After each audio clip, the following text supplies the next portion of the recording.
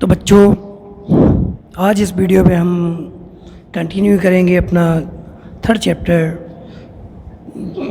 अभी तक हम आपको वही फाइबर से फैब्रिक के बारे में बता रहे थे कि कुछ जो फाइबर्स हैं वो एनिमल से मिलते हैं, कुछ प्लांट से मिलते हैं।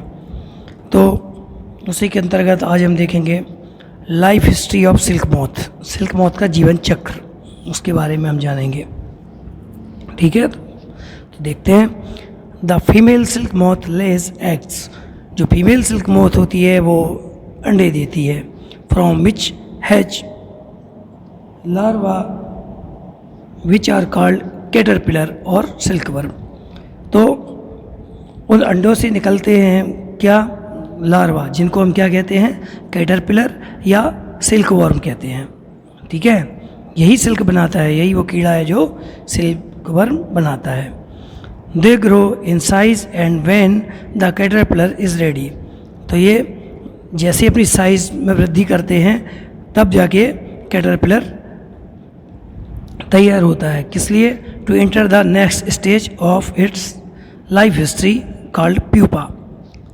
तो सिल्कवर्म देखो, फीमेल सिल्क मोथ ने अंडे दिए, फिर उस अंडे से लार्वा निकले जो कि कहलाते हैं कैटरपिलर या सिल्कवर्म। अब ये सिल्कवर्म या कैटरपिलर अपनी साइज़ में वृद्धि करते हैं और ये अपनी नेक्स्ट स्टेज में जाने के लिए तैयार होते हैं अपने जीवन चक्र में उसको, और जो उसकी नेक्स्ट स्टेज होती है वो कहलाती है pupa. It first weaves a net to hold itself. It first weaves a net, इसका जो फर्स्ट वेव्स होती है नेट बनाने या जाली बनाने की, वो ये स्वयं करता है itself. Then it swing its head from side to side in the form of the figure of, नीचे जो आपको फिगर दिया उसमें बताएंगे कि वो कैसे स्विंग करता है अपने हेड को साइड टू साइड और एक नेट बनाता है। तो इसके साथ इसका जो फिगर नीचे दिया उसके में अपन देखेंगे और जानेंगे। During these movements of the head, the caterpillar secreted fibers made of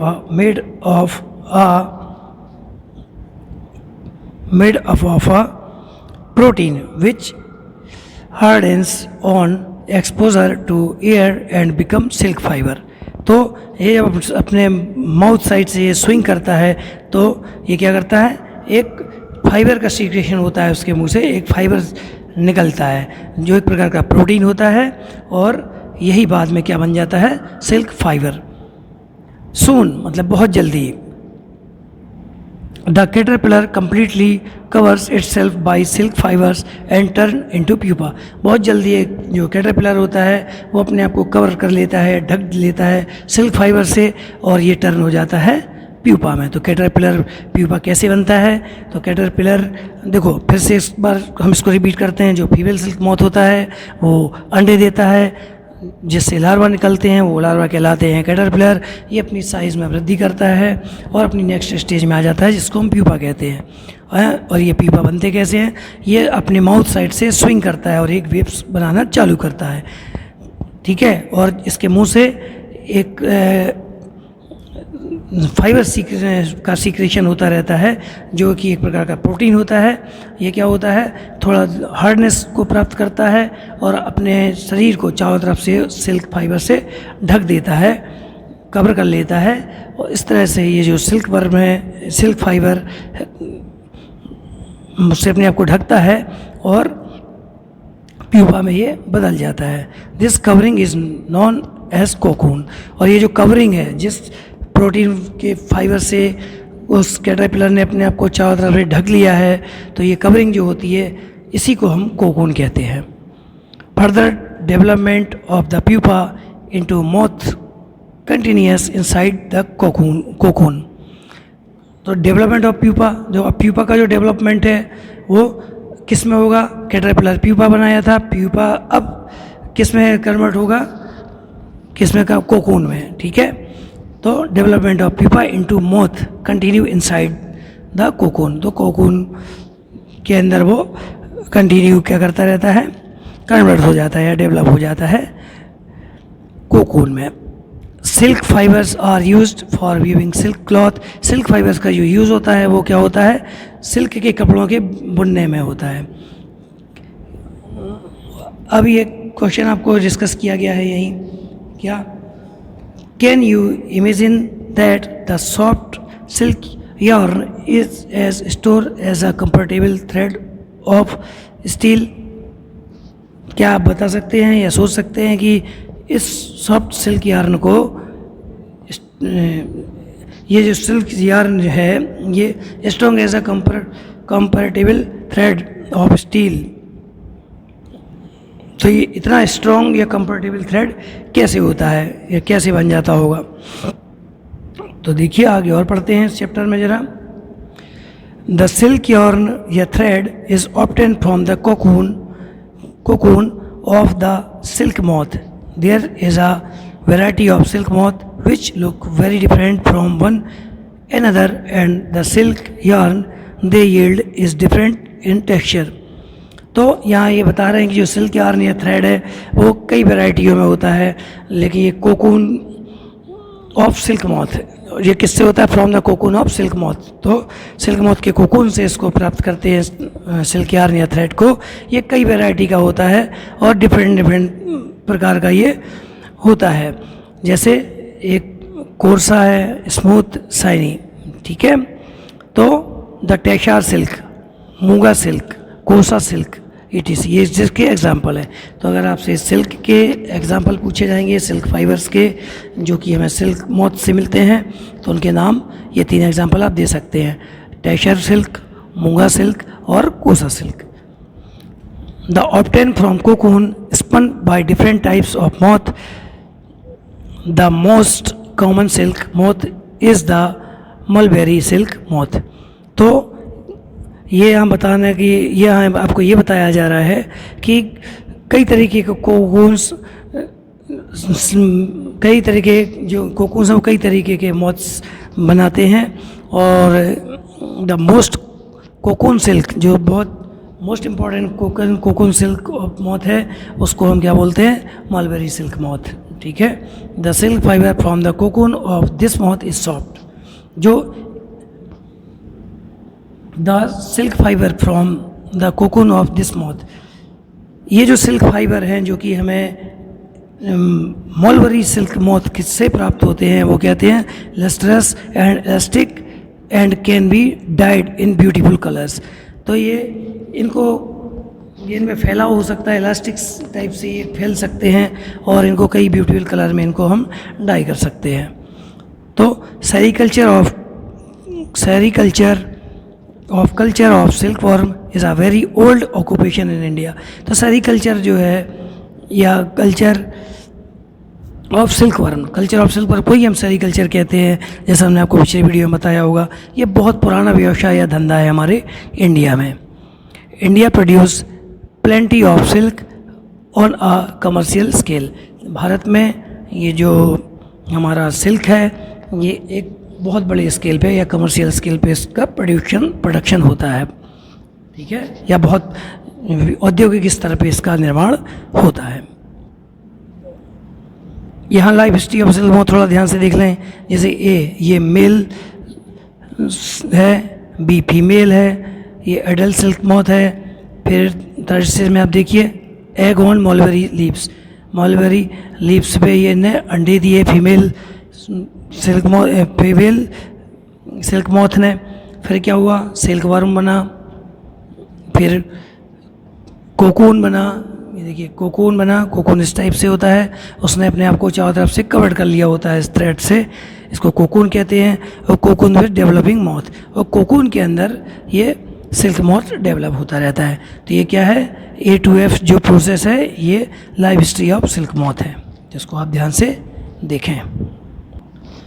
अब बात आती है कि कोकून सिल्क में कैसे बदलता है, इसको ज़रा देख लें। From cocoon to silk, the obtain silk moth are reared and their cocoons are collected to get silk thread. तो जो सिल्क बना है मॉथ के द्वारा, सिल्क मॉथ के माध्यम से, तो ये क्या करते हैं, इसको reared and their cocoons are collected। तो उनके कोकून्स को कलेक्ट करते हैं और हम क्या प्राप्त कर लेते हैं, सिल्क थ्रेड, सिल्क के धागे। अब यहाँ एक बात आती है, रियरिंग सिल्क वर्म्स, ये क्या है उसको देख लेते हैं। A female silk moth lays 100 of eggs at the time. The eggs are stored carefully on strips of cloth or paper and sold to silkworm farmers। तो एक जो फीमेल सिल्क मॉथ बहुत हज़ारों की संख्या में जब अंडे देती है एक ही समय पे, तो इन अंडों को इकट्ठा किया जाता है बड़ी सावधानी से और स्ट्रिप्स ऑफ क्लॉथ और पेपर, किस पे, कपड़ों की स्ट्रिप्स पे या पेपर की स्ट्रिप्स पे इनको कलेक्ट किया जाता है और जो सिल्क वर्म की पैदावार या खेती करते हैं ऐसे किसानों को बेच दिया जाता है। द फार्मर्स, वो किसान क्या करते हैं, keeps egg under hygienic condition and under suitable conditions of temperature and humidity. ये जो किसान होते हैं इन अंडों को ले जाके एक हाइजेनिक कंडीशन में, जिसमें कि वो ग्रोथ कर सकें, उनको नुकसान ना हो, ऐसी कंडीशन में, हाइजेनिक कंडीशन में, एक सूटेबल कंडीशन में और एक सूटेबल टेम्परेचर और ह्यूमिडिटी में इनको स्टोर करके रखते हैं। ठीक है। The eggs are warmed to a suitable temperature for the larva to hatch from eggs. एक सूटेबल टेम्परेचर पर ये अंडे क्या होते हैं, वार्म होते हैं, गर्म होते हैं और एक सूटेबल टेम्परेचर पे ये क्या करते हैं, हैच बने अंडे तोड़ के इनसे क्या निकलता है, लार्वा निकलता है। This is done when mulberry trees. तो ये कहाँ होता है, मलबरी ट्रीज, ये मलबरी के जो पेड़ होते हैं ये, उस पर ये प्रोसेस होती है। Where a fresh crop of leaves, the larva called caterpillar और silkworm each day and night and increase enormously in size. तो ये कैटरपिलर की पत्तों पे ये रहते हैं और ये दिन रात उनको खाते हुए अपने शरीर में वृद्धि करते हैं। ठीक है। अब क्या है, the larva are kept in clean bamboo trays along with freshly chopped mulberry leaves. ये लार्वा जो हैं ये इन बहुत मतलब क्लीन साफ जो बांस होते हैं ना, बांस के ट्रेज में, ये टोकरी आपने देखी होगी बांस की बनी हुई, तो इन लार्वा को कहाँ रखा जाता है, साफ बांस की टोकरी या ट्रेज में रखा जाता है, फ्रेशली कॉप्ड मलबरी ट्रीज। ठीक है। और 25 से 30 दिन बाद, after 25 to 30 days, the caterpillar stop eating and move of a tiny chamber of bamboo in the tray of spin cocoons. तो 25 से 30 दिनों में ये कैटरपिलर क्या करते हैं, इन पत्तियों को मलबरी की खाना बंद करते हैं और कहाँ मूव कर जाते हैं, एक छोटे छोटे से चैम्बर बना लेते हैं वो बाम्बू या बांस के ट्रे में या टोकरी में। किसके लिए, स्पिन कोकून को स्पिन करने के लिए, उसमें अपने चारों तरफ को स्पिन करते हैं, अपने माउथ से सिक्रेशन करते हैं कोकून का या थ्रेड का, उसके लिए। तो स्मॉल रैक्स और ट्विग में भी provided in the tray to which cocoon get attached. तो उनको उस टोकरी में या बॉम्बू के जो ट्रेज हैं उनमें उनको क्या करते हैं, प्रोवाइड किए जाते हैं ऐसे ट्रे ताकि वो उससे वो अटैच्ड हो सकें। और द कैटरपिलर और silkworm spin the cocoon inside which develop the silk moth. तो ताकि कैटरपिलर या सिल्कवर्म स्पिन करते हुए कोकून के अंदर सिल्क मॉथ के रूप में डेवलप हो सकें। फिर यह क्या है, प्रोसेसिंग सिल्क। अब सिल्क की प्रोसेस क्या है, a pile of cocoon it use to obtain silk fibre. जो पाइल ऑफ कोकून होता है वो यूज किया जाता है या उसका उपयोग किया जाता है किसके लिए, सिल्क फाइबर्स को बनाने के लिए। The cocoons are kept under the sun और बॉइल्ड और एक्सपोज्ड टू स्टीम। तो इस कोकून को क्या करते हैं, या तो सूरज की रोशनी में रखते हैं या उबालते हैं या फिर भाप से उसको वार्म अप करते हैं। The silk fibres separate out. तो इससे क्या होता है, सिल्क फाइबर जो होते हैं सेपरेट हो जाते हैं, अलग हो जाते हैं। The process of taking out thread from the cocoon for use as silk is called reeling the silk. तो ये विधि या ये प्रोसेस जिसमें हम थ्रेड्स को क्या करते हैं, टेकिंग आउट थ्रेड्स को बाहर निकालते हैं कोकून से और सिल्क बनाने में यूज़ करते हैं, तो ये प्रोसेस कहलाती है रीलिंग द सिल्क। तो what is the reeling of silk? तो हम बोलेंगे the process of taking out thread from the cocoon for use as silk is called reeling the silk. Reeling is done in special machine, ये reeling होती है ये special machine के माध्यम से होती है। व्हेन अनवाइंड द थ्रेड्स और fibre to silk from the cocoon, silk fibers are then spun into silk thread which are woven into silk cloth by weavers। फिर इसी सिल्क को हम बुन के सिल्क के कपड़े तैयार करते हैं।